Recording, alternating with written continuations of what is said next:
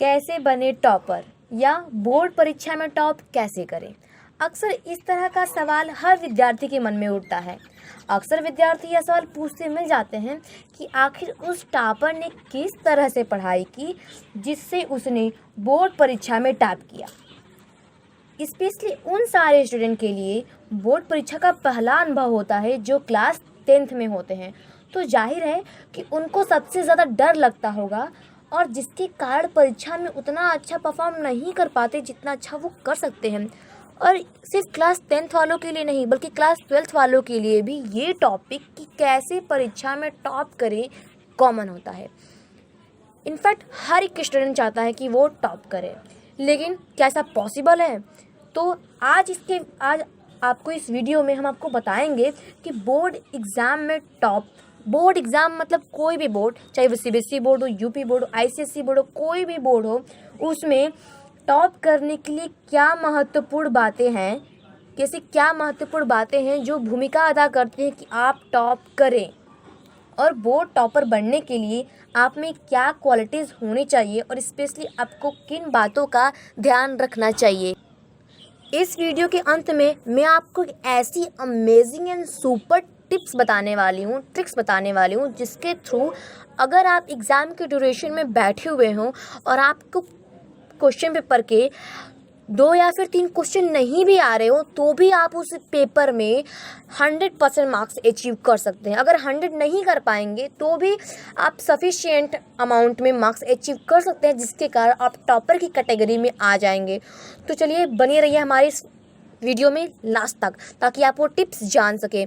तो चलिए मैं अपने इस टॉपिक को बिना टाइम वेस्ट किए स्टार्ट करती हूँ। तो मेरा पहला टॉपिक है कि ये बताना कि नवंबर से पढ़कर बोर्ड एग्ज़ाम में टॉप करने के लिए मतलब 90 to 95 मार्क्स अचीव करने के लिए क्या करना चाहिए। तो मेरा पहला पॉइंट है कि ज़्यादा पढ़ाई ना करें। अब आप ये सोच रहे होंगे कि टॉप भी करना है और पढ़ाई भी ना करें, हाउ कैन इट से पॉसिबल। मगर एक बात आप ध्यान रखिए कि ज़्यादा पढ़ाई करने से बचें। आप ज़्यादा पढ़ते हैं तो एग्ज़ाम की अंतिम टाइम में जब आपको एग्ज़ाम देना होता है उसके एक दिन पहले आप इतना कंफ्यूज हो जाते हो कि मेरे को क्या पढ़ना है क्या नहीं पढ़ना है। आप टोटली कंफ्यूज्ड। एक दिन पहले एग्ज़ाम के एक दिन का पहले का दिन इतना इंपॉर्टेंट होता है कि आप क्या रिवाइज़ करके जाओ क्या ना करो। आप ओवरलोडिंग पढ़ाई कर लेते हो और उस टाइम पे आप ये डिसाइड ही नहीं कर पाते हो कि आपको पढ़ना क्या है, आपको रिवाइज़ क्या करना है।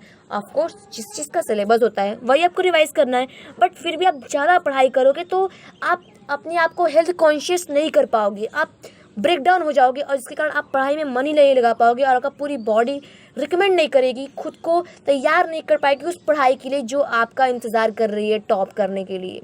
सो मेरा पहला टिप्स यही है कि आप ज़्यादा पढ़ाई ना करने से बचें। जो भी पढ़ें परफेक्ट पढ़ें, क्योंकि इम्परफेक्शन आपको टॉपर्स की श्रेणी में नहीं लाएगी।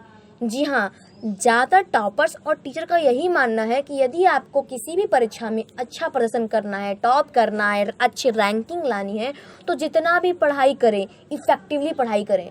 मतलब जो पढ़ें उसको रिपीट करें, उसको क्लियर करते जाएं। ज़्यादा से ज़्यादा पढ़ाई के चक्कर में अगर आप किसी विषय को मन लगाकर या अच्छी तरह से समझकर नहीं पढ़ रहे हैं तो कोई फ़ायदा नहीं होने वाला, क्योंकि इससे ज़्यादा पढ़ाई के आपको कोई इफेक्ट नहीं होने वाला। मैं ये नहीं कर रही हूँ, एग्ज़ाम का लास्ट टाइम है, आपको सिर्फ मार्क्स गेन करने, नॉलेज को साइड में रखो आप, क्योंकि ये टाइम नॉलेज गेन करने का नहीं है, ये आपके एग्ज़ाम में मार्क्स लाने का टाइम है। नॉलेज आपने जो साल भर पढ़ी ना उससे आपने गेन कर लिया, अब आपको छोड़ दीजिए वो सोचना कि मेरे को नॉलेज चाहिए, नॉलेज छोड़ दीजिए। अभी सिर्फ और सिर्फ मार्क्स पे फोकस कीजिए, बिकॉज ये आपके लिए बहुत ही प्रीसियस टाइम है। आपके पास टाइम बहुत कम है, मैक्सिमम आपके पास सिर्फ 4 महीने हैं, इसी में आपको टॉप करके दिखानी है कि देखिए आई एम द टॉपर। सो इसीलिए ये भूल जाइए कि अभी आपको नॉलेज चाहिए। तो हम बढ़ते हैं अपने नेक्स्ट टॉपिक की तरफ कि दूसरा मेरा ये है कि खुद के बनाए हुए नोट्स से पढ़ाई करें। ये बहुत ही इंपॉर्टेंट बात है कि खुद के, आप सोच रहे होंगे क्यों खुद के नोट्स बनाए भाई, क्योंकि मार्केट में इतने ज़्यादा क्वेश्चन बैंक्स अवेलेबल हैं, तरह तरह के शॉर्ट नोट्स हैं, तो फिर हम क्यों क्वेश्चन बैंक बनाने में, क्यों अपने शॉर्ट नोट्स बनाने में टाइम वेस्ट करें। शॉर्ट नोट्स आप खुद के इसलिए बनाओ क्योंकि बाज़ार में जो भी शॉर्ट नोट्स हैं, क्वेश्चन बैंक है, वो जो अवेलेबल हैं, जिसे पढ़कर कोई भी स्टूडेंट 50 से 70% बड़े आसानी से मार्क्स ला सकता है, मगर वो कभी टॉप नहीं कर सकता। इसके पीछे का सबसे बड़ा कारण यह है कि ज़्यादातर शॉर्ट नोट्स में क्वेश्चन बैंक में पूरी जानकारी उपलब्ध नहीं होती है।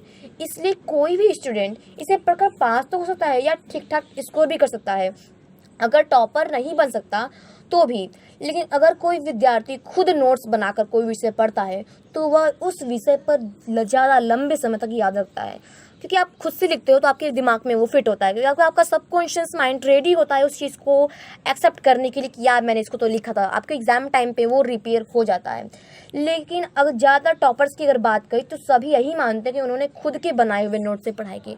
शॉर्ट नोट्स क्या होते हैं और जो बुक्स होते हैं, टेक्स्ट बुक्स होते हैं, इनसे पढ़ने का ये हमारा बेनिफिट नहीं होता है, क्योंकि वो अक्सर नॉलेज के पर्पस से भी तो देता है। ये थोड़ी ना कि बस उसने आपके एग्जाम के टॉप करने के पर्पस से बना दिया, ऐसा नहीं होता। जो आप नोट्स खुद को बनाते हो वो आप खुद के लिए बनाते हो, सिर्फ एग्ज़ाम के लिए।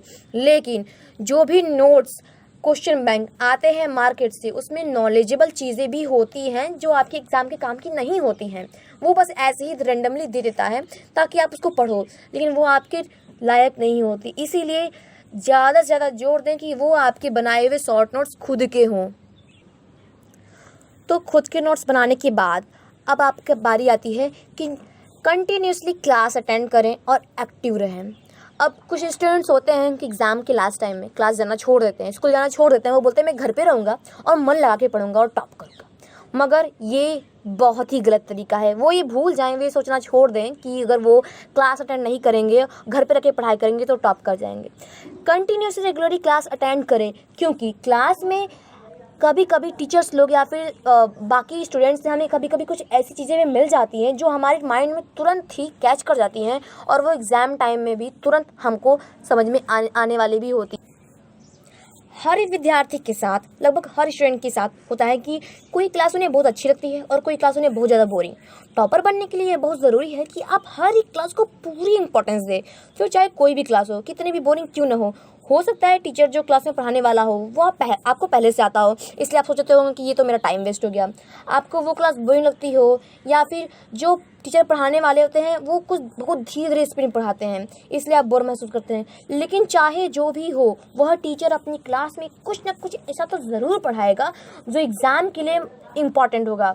और टॉपर बनने के लिए आपको छोटे से छोटे कॉन्सेप्ट को भी मजबूत पकड़ से बनाना ज़रूरी होगा, क्योंकि अगर आप क्लास में जाओगे तो आप हमेशा एक्टिव रहोगे, लोगों से मिलोगे, आपको मतलब बोरिंग फील नहीं होगा और आप क्लास जाने से अपने माइंड को फ्रेश रख पाओगे और अच्छे से पढ़ाई को कर पाओगे। अब हमारा चौथा टिप्स यही है कि आप कंटिन्यूअस प्रैक्टिस करो। ये थोड़ी है कि आपने जो पढ़ लिया उसको छोड़ दिया, अब एग्ज़ाम के टाइम पढ़ेंगे, ये गलत तरीका है। आप उससे मार्क्स अचीव नहीं करने वाले हो। आप जो कुछ भी पढ़ो उसको कंटिन्यूसली प्रैक्टिस करते रहो, उसका रिवीजन करते रहो।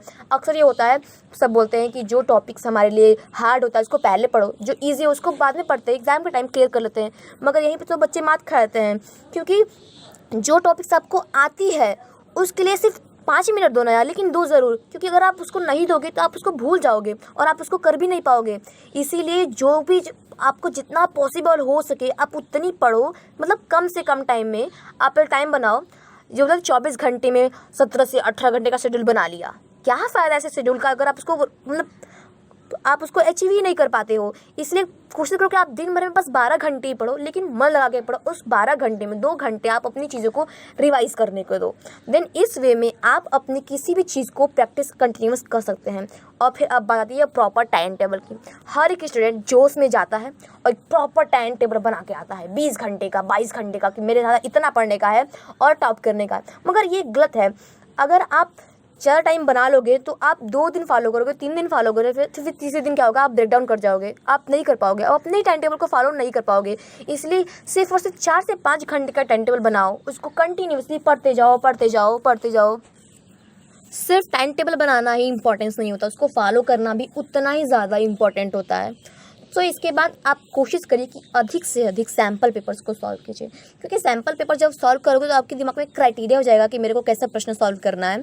और इस बात का खासा ख्याल रखिए कि आप लिखने की प्रैक्टिस को हैबिचुअल फैक्ट्स में ला ही लीजिए, क्योंकि अगर आप नहीं लिखोगे ना तो एग्ज़ाम के टाइम के 3 घंटे की ड्यूरेशन में आप पूरा नहीं कॉपी कर पाओगे, आपका हाथ दुखने लगेगा, कोई बेनिफिशियल प्रॉब्लम आ जाएगी, लेकिन आप नहीं लिख पाओगे। इसलिए मेरी बात यह है कि आप लिखने की प्रैक्टिस को बिल्कुल भी ना छोड़ें और ज़्यादा से ज़्यादा पढ़ें।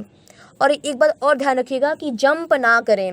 ऐसा मत कीजिएगा कि जो मेरे को आता है वो मैं छोड़ दूँ, जो नहीं आता उस पर फोकस करूँ। ये जंप करने वाली आदत छोड़ दें। मैंने आपको वीडियो की स्टार्टिंग बताया था कि लास्ट में आपको ऐसे टिप्स बताने वाली हूँ जिसको जानने के बाद अगर आपको एग्ज़ाम में 2-3 क्वेश्चन नहीं भी आ रहे तो भी आप मैक्सिमम मार्क्स अचीव कर सकते हैं। जैसे कि अगर आप पढ़ते हो, क्वेश्चन पेपर देखते हो, आपको कोई प्रश्न नहीं आता है तो आप क्या करते हो? ड्रॉप आउट कर देते हो, उसको छोड़ देते हो। लेकिन सपोज़ आपको कोई प्रश्न नहीं आ रहा है तो आपको वो जो आपका टॉपिक है वो किस चैप्टर से रिलेटेड है आपको इतना तो पता ही होगा। तो उस टॉपिक से रिलेटेड कुछ भी आप लिख दो यार, कुछ भी।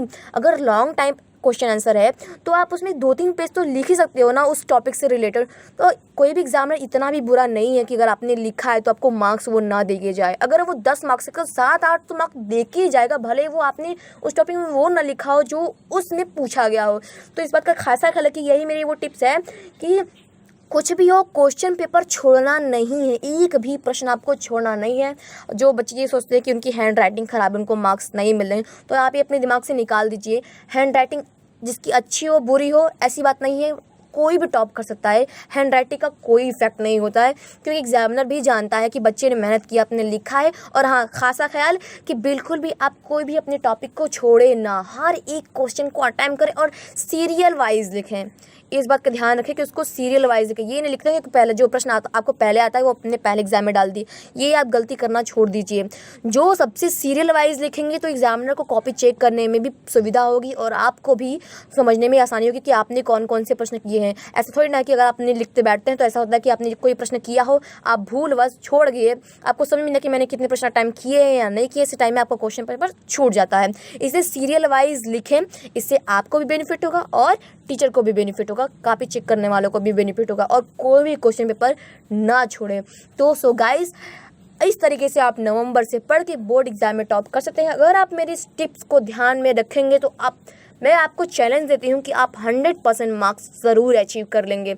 सो बने रहिए और अपने एग्ज़ाम का अच्छे से तैयारी कीजिए। सो थैंक्स, आई होप आपको ये टिप्स बहुत पसंद आए होंगे।